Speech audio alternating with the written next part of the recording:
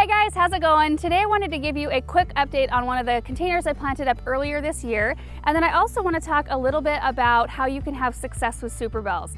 So I planted up this container early May and everything has done super well. I have a Juniper Topiary in the center, which I love that structure, and then around it I have a bunch of Superbells. So there are 4 Corallina Superbells. That's this really pretty coral colored one, and they're one on each side. Then I've got a Superbells Yellow Chiffon here and a Superbells Blue Moon Punch. And then I also have a couple of Soprano Purple Osteospermums just kind of tucked in around the base of that topiary. You can see one blooming right there. Really sweet purple flowers. So as far as having success with Superbells, so I wanted to give you just kind of a list of some of the things I've learned. The first thing is sunlight. They thrive on lots of sunlight, at least 6 hours. If you can give them 8 or more hours of sunlight a day, they do even better because the sun is what gives them all the energy they need to bloom and perform. These containers where they sit right now, it's quite early in the morning right now, so they get sun from about 9 in the morning until the sun goes down at night. So they get a ton of sun in this spot and they really are happy because of it. The second thing is fertilization. So while the sun gives them all the energy they need to grow, they still need those extra nutrients to bloom and perform like this. So what I normally do is I start off with a slow release fertilizer. I add that into the soil when I plant the container. So this lasts for about 6 to 8 weeks, and it's just nice to know that there's something in there slowly feeding your plants, because the only nutrients that these plants are getting is what you give them, because they have no other soil reservoirs to draw nutrients from.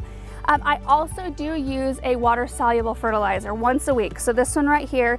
The thing about using a water-soluble, you want to use one that has chelated iron in it, and that's super important for plants like Superbells and Supertunias to keep the foliage nice and green. Chelated iron keeps them from yellowing. So if you've had that problem in the past, you might think about using a fertilizer that has that chelated iron in it.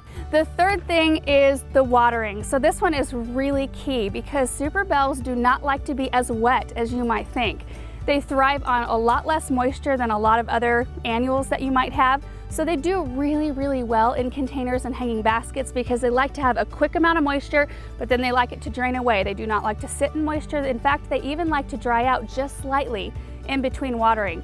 Superbells also do not do super well in the ground because of that. They like to have the water drain away quickly. There is one variety of Superbells that does well in landscapes, and it's called Garden Rose. So if you really want Superbells in the landscape, you might try that variety. Otherwise, I would stick to them in baskets and containers because that's where they really do their best. The fourth and last thing is trimming. So we treat Superbells a lot like we treat Supertunias. In midsummer, you can go in and trim up any scraggly branches. You can even give them a light trim on the top. You just want to make sure you're not taking away more than 20% of the plant that's there, because you want to leave foliage there that can soak in the sun and still feed the roots of the plant. So midsummer is a great time to go in and trim. You can also trim late summer, early fall, just for a kind of a second rejuvenation. I have not trimmed these once. We are almost, we're toward the end of August and they have done this well without any trimming so far. But I can see kind of right down toward the bottom, I might have to go in, give this little guy a bit of a trim, just so it has more energy to produce more healthy growth and more flowers. So that's pretty much it, you guys. Those are some of the key things that you need to know to have good luck with Superbells. And I hope this video was helpful.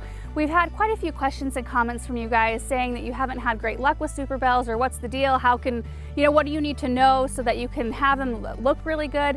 So those are some of the things that I've learned throughout the year, and I had this amazing example to show you, so I was really excited just to show you, just knowing a few things, what it can look like, what your plants can look like. So anyway, thank you guys so much for watching, and we will see you in the next video. Bye.